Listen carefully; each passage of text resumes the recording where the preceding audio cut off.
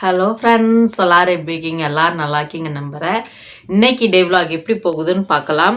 இன்னைக்கு வந்து சின்னதாக தான் டே விலாக் கொடுத்துருக்கேன். ஏன்னா உடம்பு முடியல, 2 நாளாக வந்து எந்திரிக்கவே முடியல. ரொம்ப ஃபீவராகவும் இருந்துச்சு. அதுவும் இல்லாமல் கை வலி.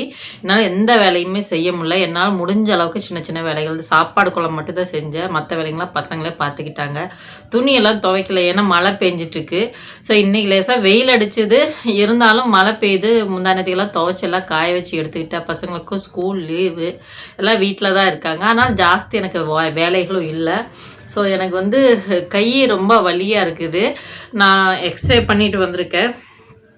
இதெல்லாம் இந்த சதை இருக்குது பார்த்தீங்களா, இங்கெல்லாம் பயங்கர வலி.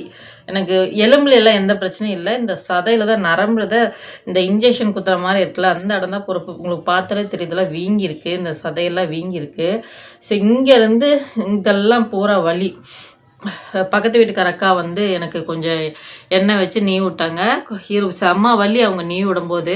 இருந்தாலும் எனக்கு டேப்லெட்டெல்லாம் சாப்பிட்டு கொஞ்சம் ஓரளவுக்கு வேலை செய்கிற, சமைக்கிற வேலையெல்லாம் செய்கிற. அதுக்கு முன்னாடினாக்கா என்னால் சமையலும் செய்ய முடியல. உட்காந்து நம்ம எப்பயுமே கையை ஊனி தானே எழுந்திருப்போம். கரெக்டாக இந்த ரைட் ஹேண்ட் கையை தான் ஊன்றேன்னா எனக்கு செம்மையாக வலிக்குது. என்னால் எந்திரிக்கவே முடிய மாட்டேங்குது. ஒரு வேலையும் செய்ய முடியல. நானும் தடுமாறி பேசாமல் படுத்திக்கிட்டே தான் இருந்தேன். அப்புறம் இந்த பிள்ளைங்க பசியில் தடுமாறுவாங்க. அதனால் ஒரே மட்டும் எழுந்திரிச்சு சாப்பாடு குழம்புலாம் செஞ்சு வச்சுட்டு படுத்துக்கலான்னு சொல்லிட்டு சாப்பாடு குழம்பு மட்டும் செஞ்சு வச்சு படுத்திக்கிட்டே இருந்தேன். தனியாக இருக்கிறதுக்கு ஒன்றும் முடிய மாட்டேங்குது. பசங்க ஏதோ ஒன்று சமைக்கிற விஷயத்தில் ஏதோ ஒன்று செஞ்சு சாப்பிட்டுக்குவா. இருந்தாலும் நம்ம செஞ்சு கொடுத்தா அவங்க கொஞ்சம் திருப்தியாக சாப்பிடுவாங்க. அதனால தான் எந்திரிச்சு அவங்களுக்காக சமையல் வேலை மட்டும் செஞ்சேன். மற்றதெல்லாம் அவங்களே பார்த்துக்கிட்டாங்க. அந்த டே விலாக்ஸ் தான் இன்றைக்கி. ஸோ 2 நாளைக்கு இப்படி தான் இருக்கும். மந்தமாக இருக்குது உடம்பு, அப்படியே அடித்து போட்ட மாதிரி இருக்குது. நாளைக்கு பாப்பாவோட பேரண்ட்ஸ் மீட்டிங்கு போய் ஆகணும். ஸோ பார்க்கலாம். இப்போ வந்து காரசாரமாக தான் சாப்பிடணும்னு தோணுது. கருவாட்டு குழம்பு, சிக்கன் குழம்பு அப்படியே கண்ணு முன்னாடி வந்துட்டு போகுது. நான் வந்து செய்யலாம் அப்படின்னு நினச்சா பாப்பான்ட்டு நவராத்திரி உடக்குது, நான்வெஜ் எல்லாம் செய்யக்கூடாது அப்படின்னு சொல்லிட்டா. நான் படுத்தாலும் இந்த ப்ரைச்சு வந்து எந்திரி, எனக்கு குளிப்பாட்டு, ட்ரெஸ்ஸை மாற்று, எனக்கு பூ வச்சு விடு, எனக்கு நீ என்ன படுத்திக்கிட்டே கிடக்குற அப்படின்னு சொல்லிட்டு எனக்கு வந்து திட்டுறா. அவளுக்கோசரமே இருந்துச்சு. அப்புறம் அவளை ரெடி பண்ணி விட்டுட்டு அதுக்கப்புறம் நானும் குளித்தேன். கொஞ்சம் தெம்பாக இருந்தது. சரி எடுத்த வெட்டி வீடியோஸ்னால் போட்டுடலாம் அப்படின்னு தோணுச்சு. அதுதான் இன்றைக்கி வீடியோஸாக பார்க்க போகிறோம். ஸோ சப்ஸ்கிரைபர் கமெண்ட்ஸுக்கு லாஸ்ட்டில் பார்க்கலாம். வாங்க வீடியோக்குள்ளே போகலாம். ஞாயிற்றுக்கிழமை ஏதாவது செய்யலான்னு தோணுச்சு. நான் வந்து வீடியோஸ் கவர் பண்ணலான்னு நினச்சிக்கிட்டே இருந்தேன். பட்டு கரெக்டாக எனக்கு ஒருத்தருக்கு மேலே ஒருத்தர் ஃபோன் பண்ணிக்கிட்டே இருந்தாங்க. ஒன்று ஃபஸ்ட்டு என் தங்கச்சி ஃபோன் பண்ணால், அதுக்கப்புறம் என் வீட்டுக்காரர் கால் பண்ணார், அதுக்கப்புறம் வந்து எங்கள் அம்மா கால் பண்ணாங்க, அப்புறம் பார்த்தா மறுபடியும் என் வீட்டுக்காரர் கால் பண்ணிட்டாரு. நான் வீடியோஸ் வந்து கவர் பண்ணாலும் பசங்களுக்கு பசியாயிருச்சு. ரொம்ப கிட்டத்தட்ட ஒரு 4 மணி நேரம் 5 மணி நேரம் ஃபோன்லேயே பேசிகிட்டு இருந்துட்டேன். சரி சொல்லிட்டு மஷ்ரூம் பிரியாணி தான் கேட்டிருந்தாங்கன்னு சொல்லிட்டு ஒரு பேக்கெட் வாங்கிட்டு வந்து மஷ்ரூம் பிரியாணி பண்ணிகிட்டு இருந்தேன். பாப்பான்ட்டு எனக்கு கொஞ்சமாக போடு, நான் சாப்பிட்டு வேணால் வாங்கிக்கிறேன் அப்படின்னா. உண்மையிலே டேஸ்ட் செம்மையாக இருந்துச்சு. எப்பயும் செய்கிற விட மாதிரி அன்றைக்கி டேஸ்ட் நல்லா இருந்துச்சு. பசங்களுக்கு வந்து வெள்ளரிக்காய் இருக்குல்ல, வெள்ளரிக்காய் போட்டு தயிர் போட்டு, அதுதான் வெள்ளரிக்காய் நல்லா செதுக்கிட்டு தயிர் உப்பு போட்டு மிக்ஸ் பண்ணி அவங்களும் கொடுத்துட்டேன். அது சாப்பிட்றதுக்கு நல்லாயிருக்கும், அந்த பிரியாணியோடு வச்சு சாப்பிட்றதுக்கு. சரி சொல்லிட்டு அவங்களுக்கு அதை கொடுத்தாச்சு. எனக்கு வந்து வெங்காயம், கொஞ்சம் தக்காளி, நல்லா வந்து கொஞ்சம் உப்பு போட்டு, எலுமிச்சம்பழம் தான் பிழிஞ்சு விட்டு, பச்சை மிளகா நல்லா சின்ன சின்னதாக கட் பண்ணி போட்டு அதை நல்லா மிக்ஸ் பண்ணி எடுத்துக்கிட்டேன். அதுதான் கிட்டத்தட்ட சாப்பிட்றதுக்கு 9:30 மணி ஆயிடுச்சு. நானும் 4 மணிலேருந்து 4-5 மணிலேருந்து சமைக்கலான்ட்டு அப்புறம் ஒவ்வொருத்தருகிட்டே பேசுறதுனால என்னால் வீடியோஸ் வந்து நான் எடுக்கவே இல்லை. அப்படியே வந்து வச்சுட்டு நான் பாட்டுக்கு வீடியோஸ் கவர் பண்ணாமல் நான் பாட்டுக்கு சமையல் வேலை செஞ்சுட்டேன். அப்புறம் பசங்கிட்ட கேட்டேன், சாப்பாடு எப்படி இருக்குன்னு. செம்மையாக இருக்குதுமா அப்படின்னு சொல்லிட்டு சாப்பிட்டு இருந்தாங்க. டேஸ்ட் உண்மையிலே நல்லா இருந்துச்சு. சரிஷ்மா கிட்டே கேட்டேன், சரிஷ்மா எப்படி இருக்குது அப்படின்ட்டு சொல்லிட்டு. உண்மையிலே இன்றைக்கி நல்லா சமைச்சிருக்கிறேன். இத்தனை நாள் கழிச்சு இன்றைக்கி நல்லா சமைச்சிருக்கேன் அப்படின்னு கேள்வி பண்ணி பேசிகிட்டு இருக்கிறா என்ன. அப்புறம் சரின்னு சொல்லிட்டு அவளும் வந்து சாப்பிட்டு இருந்தா. நான் எனக்கு வெங்காயம் தக்காளி எடுத்துக்கிட்டேன், எனக்கு வேணும்னு சொல்லிட்டு எடுத்துக்கிட்டான். அப்புறம் வெள்ளரிக்காய் வந்து ஒரு 2 கிலோ வாங்கிட்டு வந்தேங்க. வாங்கிட்டு வந்தால் 2 நாளில் காலியாகி போச்சுன்னா பார்த்துக்கோங்களேன்.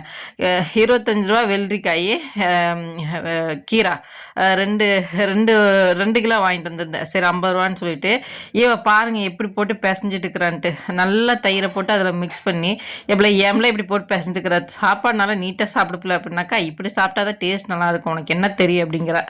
சரி எப்படியோ சாப்பிடுப்போ அப்படின்னு சொல்லி விட்டுட்டேன். நல்லா பிசைஞ்சிட்டு அதுக்கப்புறம் ஸ்பூனில் சாப்பிட்றலாம். அப்புறம் எதுக்கிட்டே ஸ்பூன் எடுத்துகிட்டு வந்தேன் அப்படின்னா பாருங்கள், அது பிசைஞ்சிட்டு அப்படி நக்கிறதுலாம் அவள் டேஸ்ட் தான். அதை வேறு என்கிட்ட வந்து சொல்கிறான், நீ எப்படியே சாப்பிடு அப்படின்னு சொல்லிட்டு நான் கொஞ்சோண்டு அந்த வெங்காயம் அந்த தக்காளியோடு வச்சு அப்படியே கொஞ்சம் சாப்பிட்டேன். அது டேஸ்ட்டு கொஞ்சம் நல்லா இருந்துச்சு. அப்புறம் வந்து கடைக்கு போயிருந்தேன். கடைக்கு போயிட்டு கொஞ்சம் மல்லிகை பொருட்கள்லாம் வாங்கிட்டு வந்தேன். பருப்புங்கள்லாம் கொஞ்சம் தீர்ந்துருச்சு. சுண்டல் கொஞ்சம் இந்த துவரம்பருப்பு அதுதான் கொஞ்சம் வாங்கிட்டு வந்தேன். என்னென்ன வாங்கிட்டு வந்தேன்னு பார்க்கலாம். இந்த கீரை தான் வாங்கிட்டு வந்த உடனே எல்லாம் காலி பண்ணிட்டாளுங்க. ஒரு 4 காயினமா மிச்சம் வச்சுருக்கிறாளுங்க. நான் சொன்னேன் தயிர் தாளிக்க வேண்டி அதனால் வச்சுருங்கடி அப்படின்னு சொல்லியிருந்தேன். அப்புறம் செஞ்சுட்டு துவரம்பருப்பு கொஞ்சோண்டு சேமியா, டாக்டர் வந்து பால் குடிக்க சொன்னாங்க. என்னால் வெறும் பால் குடிக்க முடியாது, அதனால் சேமியா கொஞ்சம் வாங்கிட்டு வந்தேன். அதில் மிக்ஸ் பண்ணி சாப்பிட்டுக்கிட்டா தெரியாது அப்படின்னு சொல்லிட்டு. அப்புறம் வந்து கடலைப்பருப்பு ஒரு 1/2 கிலோ வாங்கிட்டு வந்தேன். அப்புறம் வந்து இது வந்து துவரம்பருப்பு, இது வந்து நாட்டு துவரம்பருப்பு, இது வந்து கொஞ்சம் துவரம்பருப்பு கொஞ்சம் வாங்கிட்டு, சுண்டல் கொஞ்சம் பெரிய சுண்டல் வாங்கிட்டு, எண்ணெய் வந்து ஒரு 3 பேக்கெட்டு, மஞ்சள் இதெல்லாம் சேர்த்து 1000 ரூபா கிட்டத்தட்ட வந்துருச்சுங்க. எல்லாம் வாங்கிட்டு வந்து வச்சுட்டேன். சரி 2 மாதம் தானே ஊருக்கு போயிட்டு வந்து வாங்கிக்கலாம், அது வரைக்கும் இதை எப்படியோ வச்சு ஓட்டிக்கல அப்படின்னு சொல்லிட்டு 3 மாதமாக நான் வாங்கிட்டு வந்ததில்ல. பருப்பெல்லாம் தினமும் பண்ணுறங்காட்டி காலி ஆயிடுச்சு. அப்புறம் இன்றைக்கி மதிய காலைல வந்து சமையல் பார்த்திங்கனாக்கா எண்ணெய் ஊற்றி கடுகு போட்டு கடலைப்பருப்பெல்லாம் போட்டு வரமிளகா போட்டு ஒரு கிச்சனில் வந்து எப்படி ஆடிட்டு இருக்கிறான்ட்டு, போடி அங்கே போய் விளாடுடி என்ன பண்ணுறேன்னாக்க கேட்க மாட்டேங்குது. நான் இங்கே தான் நிற்பேன், உன்னால் என்ன பண்ணுவேன் அப்படி பண்ண அப்படின்னு சொல்லிட்டு என்னை மாற்றிட்டு கிடக்குறான். அப்புறம் சரின்னு சொல்லிட்டு பீட்ரூட் தான் தாளிச்சிட்டு இருந்தேன். 2 பீட்ரூட் தான் இருந்தது. அது கூட கொஞ்சோண்டு உருளைக்கிழங்க போட்டு அது வச்சுட்டோம்னா அது பாட்டுக்கு ஆகிட்டே இருந்துச்சு. பருப்பு ரசம் சாம்பாருக்கு தான் ரெடி பண்ணிட்டு இருந்தேன். துவரம் பருப்பு குக்கரில் போட்டு அது நல்லா வேக வச்சு அது நல்லா வெந்துட்டு இருந்துச்சு. சரி வந்து தாளிச்சுட்டு சாப்பாடும் வச்சுட்டேன். அப்புறம் எல்லாம் சமையல்லாம் செஞ்சுட்டு பாப்பாங்களுக்கெல்லாம் சாப்பாடு போட்டு கொடுக்க ஆரம்பிச்சிட்டேன். அவங்களும் வந்து பாப்பா வந்து இந்த இது வந்து ரைஸ் குக்கர்லேருந்து சாப்பாடு ஸ்மெல் வருதா என்னன்னு சொல்லி பார்த்துட்டு இருந்தா. நான் வந்து ரைஸ் குக்கர் எப்படி சிஸ்டர் வாங்கினீங்க, எவ்வளோ ரேட்டு என்ன ஏதுன்னு கேட்டிருந்தீங்க. எங்களுக்கு வந்து யூடியூப்லேருந்து எங்களுக்கு கொஞ்சம் இந்த வருமானம் வரும், எக்ஸ்ட்ரா பேமெண்ட்டு. அதாவது இந்த மாதிரி நான் ஷார்ட்ஸில் அப்லோட் பண்ணுற வீடியோஸு, அதுக்கு வந்து எங்களுக்கு தனியாக வந்து பே பண்ணுவாங்க. நாங்கள் அதில் வந்து ஏதாவது திங்ஸ் எதாவது வாங்கிக்கலாம். ஸோ அந்த மாதிரி இதில் வாங்கினது தான் இதெல்லாம் சாமானம். நீங்கள் வேணாக்கா காசு கொடுத்து வாங்கிக்கோங்க. பட் எவ்வளோ ரேட்டு வரும்னு எங்களுக்கு தெரியல. எங்களுக்கு ரேட்டு வேறு மாதிரி காமிச்சது, உங்களுக்கு அதே ரேட்டு காமிக்குமா இல்லை வேறு மாதிரி காமிக்குமான்னு எனக்கு தெரியல. அதனால தான் அதோட டீட்டெயில்ஸ் நான் உங்களுக்கு கொடுக்கல. நான் உங்களுக்கு தேவைன்னா பட் நீங்கள் ஃப்ளிப்கார்ட்லேயே இல்லை மீஷோலையே நீங்கள் வாங்கிக்கலாம். கம்மி ரேட்டு தான், நான் நல்லா இருக்குது. ஒரு எங்களுக்கு வந்து ஒரு டைமுக்கு சாப்பிட்ற மாதிரி கரெக்டாக இருந்துச்சு. சாப்பாடெல்லாம் குண்டு குண்டாக இருந்துச்சு. குக்கரில் வச்சா கொஞ்சம் லீனாக இருக்கும். இதே ரைஸ் குக்கரில் வைக்கும்போது கொஞ்சம் குண்டு குண்டாக இருந்துச்சு. அப்புறம் பாப்பாவுக்கும் போட்டு கொடுத்து அவளும் வந்து உட்காந்து சாப்பிட்ருந்தா. பீட்ரூட்டு நல்லா வச்சு இதுன்னு பருப்போடு வச்சு நல்லா சாப்பிட்ருந்தா. நான் வந்துங்க சாப்பாடு வந்து எங்களுக்கு வந்து எனக்கு கொஞ்சம் இது விதையாக இருந்தது. அவங்க அப்பாவுக்கு வந்து இது கரெக்டாக இருக்கும். எனக்கு குக்கரில் வச்ச சாப்பாடு தான் பிடிச்சிருந்து. எனக்கு இந்த சட்டியில் வைக்கிறது, இந்த ரைஸ் குக்கரில் வைக்கிறது பிடிக்காது. பட் இந்த பிள்ளைங்க கேட்டாங்க, ஆசைப்பட்டு கேட்குறாங்க. அதுவும் இல்லாமல் எனக்கு அந்த மாதிரி ஆப்ஷன் கிடைக்கும்போது நான் அதில் வாங்கிக்கிறது. பைசா வந்து பே பண்ணுறதுக்கு பதிலாக இந்த மாதிரி வாங்கிக்கிறது. நிறையா திங்ஸுங்கெல்லாம் அந்த மாதிரி நாங்கள் வாங்கிக்கலாம். ஆனால் எங்களுக்கு வந்து பைசா வந்து இல்லை. அதனால தான் ஓகே. அப்புறம் வந்து தண்ணி வண்டி வந்திருந்தது. தண்ணி வந்து இன்னைக்கு ஞாயிற்றுக்கிழமை வண்டி வரல, இன்றைக்கி வந்திருந்தது. நான் வந்து தண்ணி வண்டி எப்பயுமே ஒரு அக்கா வந்து எனக்கு சப்போர்ட்டிவாக இருக்கிற அக்கா வந்து இல்லை. ஸோ அதனால் வந்து பைப்பு நான் தான் கட்டி பிடிக்க வேண்டியதாக இருந்தது. இல்லைனாக்கா நான் போயிருக்க கூட மாட்டேன். நீங்கள் தண்ணி பிடிங்கன்னு சொல்லிட்டு இருந்திருப்பேன். சரி நம்ம கேனும் ஒரு 7 கேன் இருந்துச்சு, அதெல்லாம் பிடிச்சிட்டு அவங்களுக்கு வந்து பிடிச்சி கொடுத்துட்டு தண்ணி கேன் வந்து தள்ள ஆரம்பிச்சிட்டேன். கிட்டத்தட்ட வந்து வண்டி வந்து 3 மணிக்கு வந்தாங்காட்டி யாருமே இல்லைங்க கேன் தள்ளுறதுக்கு. அதனால் கேனுங்க நானே வந்து தள்ளிட்டு வந்துட்டேன். 7 கேன் தான் வச்சுருந்தேன். ஏன்னா செவ்வாய்க்கிழமை வண்டி திரும்ப வண்டி வரும். அதனால் நான் வந்து சரி ஏன் தண்ணி வந்து அங்கேருந்து தள்ளிட்டு வரணும், இங்கேயே வந்து பிடிச்சிக்கலாம் அப்படின்னு சொல்லிட்டு கம்மியாக தான் கேன் காலி பண்ணியிருந்தேன். எப்பயுமே உங்களுக்கு தெரியும் 20 கேன் வைப்பேன். மழை பெஞ்சதுனால ஜாஸ்தி கேனுங்களும் காலியாகல. நான் வீட்டு வேலைகளும் ஜாஸ்தியாக செய்யலை 2-3 நாளாக. எனக்கு கை வலி தாங்க முடியாமல் வேலைகள் எதுவுமே சரியாக செய்யலை. அதனால வந்து கேனுங்களும் வந்து காலி ஆகல. அப்புறம் பூ பார்த்தீங்கன்னாக்கா இந்த ரோஸ் வந்து டிஃப்ரெண்ட்டாக வைக்குதுங்க. இந்த ஒயிட் கலர் ரோஸு ஃபஸ்ட் ஸ்டார்டிங்கில் வந்து வெறும் ஒயிட்டாக வந்துச்சு. அதுக்கப்புறம் பார்த்தாக்கா 2வது ரவுண்டு பார்த்தீங்கன்னாக்கா நடுவில் வந்து பிங்க் கலர்மாக இருந்துச்சு. அதுக்கப்புறம் சைடில் பிங்க் கலர்மாக இருந்துச்சு. அதுக்கப்புறம் இப்போ புள்ளி புள்ளியாக வந்து இந்த மாதிரி பிங்க் கலராக கொஞ்சம் கொஞ்சமாக விட்டு வச்ச மாதிரி இருந்துச்சு. நல்லா இருக்குது பூவு. இவன் வந்து எனக்கு பெரிய பூ தான் வேணும்னு சொல்லிட்டு பிடிவாதம் பிடிச்சி 2 பூ வாங்கி எடுத்து வச்சுக்கிட்டா. நிறைய பூ பூக்குது. நீங்கள் கேட்டிருந்தீங்க சிஸ்டர் என்ன தான் செடிக்கு உரம் கொடுக்குறீங்க அப்படின்னு சொல்லிட்டு. நான் வந்து அது கண்டிப்பாக ஒரு நாளைக்கு அப்லோட் பண்ணுறேன். ஷார்ட்ஸில் உங்களுக்கு அப்லோட் பண்ணுறேன். மருந்து இன்னொரு நாளைக்கு போடுவேன். அந்த வீடியோஸ் வந்து உங்களுக்கு கண்டிப்பாக அப்லோட் பண்ணுறேன். அப்புறம் அவளுக்கு வந்து ஒயிட் கலர் ஒன்று, எல்லோ கலரில் வந்து 2 பூ வச்சு இந்த சின்ன சின்னதாக பூ வைக்கும். ஸோ அந்த பூ வந்து அவளுக்கு வச்சு விட்டுட்டேன். சரி வச்சுக்கோ பாப்பா அப்படின்னு சொல்லிட்டு அவளும் வச்சுக்கிட்டா. அப்புறம் இப்போ பெரிய பாப்பா சொன்னால் எனக்கும் பூ வைக்கலான்னாக்கா என் செடியில் பூவே வரமாட்டேங்குது அப்படின்னு சொல்லிட்டு ஆளுக்கு ஒவ்வொரு செடி பிரிச்சுக்கிட்டாங்க. 2 செடி 3 செடின்ட்டு. ஸோ இது என்னோட செடின்னு சொல்லி பிரிச்சுக்கிட்டாங்க. அப்புறம் சரி அந்த செடியிலேருந்து அவள் பூ எடுத்து வச்சுக்குவா. அப்புறம் பாப்பாங்களாம் விளாட்றதுக்கு விடுவீங்களா விட மாட்டிங்களான்னு சொல்லி கேட்டிருந்தீங்க. பாப்பாங்களாம் விளாட போவாங்க சிஸ்டர். நான் வந்து ஜாஸ்தி வந்து வெளியே விட்றதில்ல. கொஞ்சம் நேரம் விளாட்றதுக்கு தான் விட்டுருவேன். நம்ம வீட்டுக்கு முன்னாடியே விளாடுவாங்க. சந்துக்குள்ளே போனால் பக்கத்து வீட்டில் ஒரு பொண்ணு இருக்குது, அந்த குழந்தைய வச்சுருப்பாங்க. ஸோ அவங்க வீட்டுக்கு போகிறதுனாக்கா விட்டுருவேன். பட் இருந்தாலும் கொஞ்சம் பயம் இருக்குது. கொஞ்ச நேரம் இங்கேயே விளாடு வேறு எங்கேயும் போயிடாதான்னு சொல்லிட்டு பார்த்துக்கிட்டே இருப்பேன். செக் பண்ணிகிட்டே நம்ம பால்கனிலேருந்து செக் பண்ணிக்கிட்டே இருப்பேன்.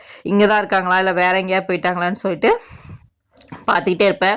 வயிற்று விளாடிட்டு இருந்தால் எங்கே போனான்னு தெரியலை. சரி விளாடிட்டு வா அப்படின்னு சொல்லிட்டு நான் விளாட விட்டுட்டு நான் கொஞ்சம் வந்து சேமியா போட்டு பால் கொதிக்க வச்சு அதை எடுத்துருந்தேன். பூ வச்சுவிட்டேன் பாருங்கள். கொஞ்ச நேரத்துலேயே பிச்சு எங்கேயா நாசம் பண்ணி வச்சுட்டு வந்துட்டா. இவளுக்கு இதே தான் பொழப்பு. ஆசைக்கு வச்சுருவோம், எங்கே தொலைச்சிட்டு வந்தானே தெரியல. அப்புறம் வந்து சேமியா கொஞ்சம் போட்டு நான் பால் நல்லா கொதிக்க வச்சு ஒரு கிளாஸ் எடுத்துக்கிட்டேன். பசங்களுக்கு கொடுத்தா அவளும் வந்து குடிச்சிட்டு இருந்தா. என் மண்டை பாருங்கள், வாக்கு எடுத்து தலை சீவுன்னு சொல்கிறீங்க. என் மண்டையில் பூரா முடியெல்லாம் கொட்டி போச்சு சிஸ்டர். கொண்டை போடலினாக்கா முடி எனக்கு அந்த மண்டை வந்து பாரமாக இருக்கிற மாதிரி இருக்கும்.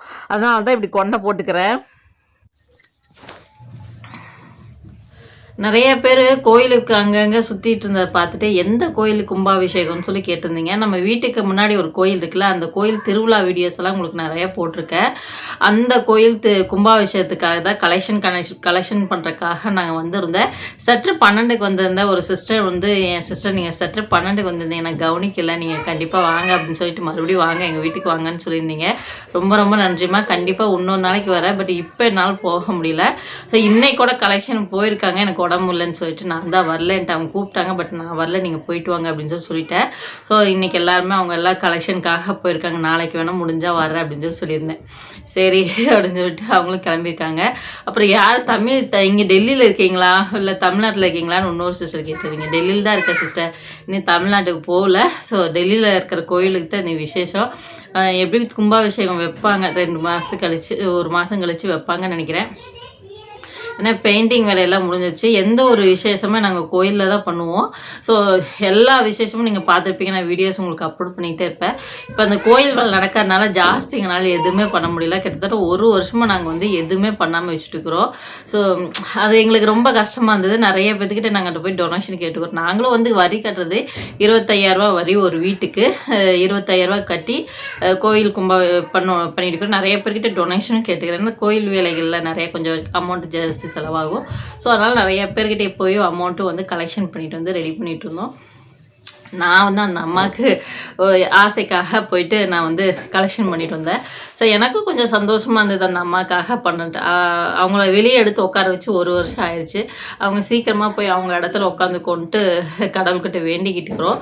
சீக்கிரமாக அவங்க இடத்துல போய் உட்காந்துக்கணும் அந்த எண்ணம் தான். அதனால தான் சரி எல்லாம் லேடிஸ் எல்லாம் போயிட்டு நாங்கள் எல்லாம் பண்ணிட்டு அந்த அக்கா வந்து நான் சொன்னல துபாயிலேருந்து அந்த அக்கா வந்திருக்காங்கன்னு சொல்லிட்டு அவங்க சும்மா வாடி படம் பார்க்கலான்னு சொல்லிட்டு கூப்பிட்டு இருக்காங்க. நான் வந்து அவங்க இன்னைக்கு கொஞ்ச நாள் தான் இருப்பாங்க. அப்புறம் அவங்களும் ஊருக்கு போயிடுவாங்க. 1 வாரம் இருப்பாங்கன்னு வச்சுக்கோங்களேன், ஊருக்கு போயிடுவாங்க. ஸோ அதுக்கப்புறம் வந்து அந்த அக்கா மிஸ் பண்ணுவாங்க, எங்களை ரொம்ப மிஸ் பண்ணுவாங்க. நான் பக்கத்து வீட்டுக்காரர் நான் ஒருத்தி தானே, எனக்கு எப்பயுமே அவள் தான், அவளுக்கு எப்பயுமே நான் தான் சொல்லிட்டு அந்த அக்கா சொல்லுவாங்க. எனக்கு எப்பயுமே கல்யாணமான புதுசு வந்து ஸோ நிறைய விஷயத்தில் அந்த அக்கா சப்போர்ட்டிவாக இருந்திருக்காங்க. ஸோ எனக்கு வந்து அதாவது அப்பா அம்மா பக்கத்தில் இல்லைனாலும் அவங்க வந்து எனக்கு எதுவாக இருந்தாலும் சரி நல்லது அதுக்கிட்ட சில விஷயங்கள் எனக்கு தெரியல, நான் புரிஞ்சுக்கல மாட்டேனாக்கா எனக்கு சொல்லுவாங்க, இந்த மாதிரிலடி இந்த மாதிரிடி அப்படின்னு சொல்லுவாங்க. ஸோ நிறைய விஷயங்கள் அவங்கக்கிட்ட இருந்து நிறைய கற்றுக்கிட்டேன், எங்கிட்ட இருந்து அந்த அக்கா நிறைய கற்றுக்கிட்டாங்க. ஸோ அந்த மாதிரி தான். ஸோ நல்ல பவுண்டிங். அம்மா வயசு தான் எனக்கு அவங்க பையனுக்கு என் வயசு இருக்கும், என்னை விட 2 வயசு சின்ன பையன், அவ்வளோதான். இருந்தாலும் நல்லா ஃப்ரெண்டு, நல்லா ஃபேமிலி ஃப்ரெண்டு மாதிரி ஆயிட்டாங்க. ஸோ நல்லா அதனால தான் அவங்க துபாய்க்கு போயிட்டாங்கன்னா, துபாய் அபுதாபி நம்ம சப்ஸ்கிரைப் இருக்கீங்களாக்கா, நம்ம ஃப்ரெண்ட்ஸ் இருக்காங்க அங்கே 3 பேர். ஸோ அவங்க ஏரியா பக்கத்தில் தான் இருக்காங்க, அங்கே ஒர்க் பண்ணுறாங்க. ஸோ அவங்க வருவாங்க, கிளம்பிடுவாங்க, நீ ஒரு வாரத்தில் கிளம்பிடுவாங்க. அதுக்கப்புறம் நான் மிஸ் பண்ணுவேன், ஏன்னா நான் இங்கே ஜாஸ்தி பேசுறது அவங்கக்கிட்ட மட்டும்தான், வேறு யாருக்கிட்டையும் அவ்வளோக்கும் ஜாஸ்தி பேச மாட்டேன். நான் பாட்டுக்கு என் வேலைகள் செஞ்சுக்கிட்டே இருப்பேன். அப்புறம் இன்னும் 1ஆம் தேதிக்கு மேலே பசங்களும் ஸ்கூலுக்கு போயிடுவாங்க, அதுக்கப்புறம் நான் ஃப்ரீ ஆயிடுவேன். ரெகுலராக அந்த வேலைகள் வந்து செஞ்சுக்கிட்டே இருப்பேன். இப்போ வீட்டில் இருக்கிறாங்களா, வேலைகள் வந்து எனக்கு சமைக்கிற கேஸும் வந்து ஜாஸ்தி செலவாகுதுன்னு ஒரே டைம் சாப்பாடு வச்சு குழம்பு வச்சு விட்றது, அது 2-3 டைம் சாப்பிட்டுக்குவாங்க. இப்போ நைட்டு கூட பருப்பு இருக்குது, சாதம் வச்சு விட்டா சாப்பிட்டுக்குவாங்க எல்லோரும் கொஞ்சோண்டு. அப்புறம் அந்த ரைஸ் குக்கரில் இன்றைக்கி சாப்பாடு பண்ணேன். சாப்பாடு வந்து கொஞ்சம் விதையாக தான் இருக்குது, குக்கரில் பண்ணுற மாதிரி வரல, இருந்தாலும் சாப்பாடு நல்லா தான் இருந்துச்சு. ஸோ ஒரு கிளாஸ் ஃபுல்லாக போட்டு பார்த்தேன், ஃபுல்லாக போட ரொம்ப வெளியே வந்துருச்சு. 3/4 கிளாஸ் போட்டால் ஒரு சின்ன படி இருக்குல்ல, அதில் ஃபுல்லாக போடக்கூடாது, 3/4 படி போட்டால் கரெக்டாக அந்த குண்டாக்கு சாப்பாடு வந்து கரெக்டாக வரும். எங்கள் ஃபேமிலிக்கு ஓகே, எல்லாருமே சாப்பாடு சாப்பிட்டோம், எல்லாத்துக்குமே ஒரு டைமுக்கு அந்த சாப்பாடு வந்து கரெக்டாக வந்துச்சு. மூச்சு வாங்குது. சரியா? சரி, இன்றைக்கி டே விலாக் இப்படி தான் போச்சு. கண்டிப்பாக நாளைக்கு நல்ல வீடியோவில் பார்க்கலாம். Okay, bye friends. நெக்ஸ்ட் விலாம் பாய் வாய் வளருது சரியா? சரி பாய், நெக்ஸ்ட் வீடியோவில் பார்க்கலாம். பாய்.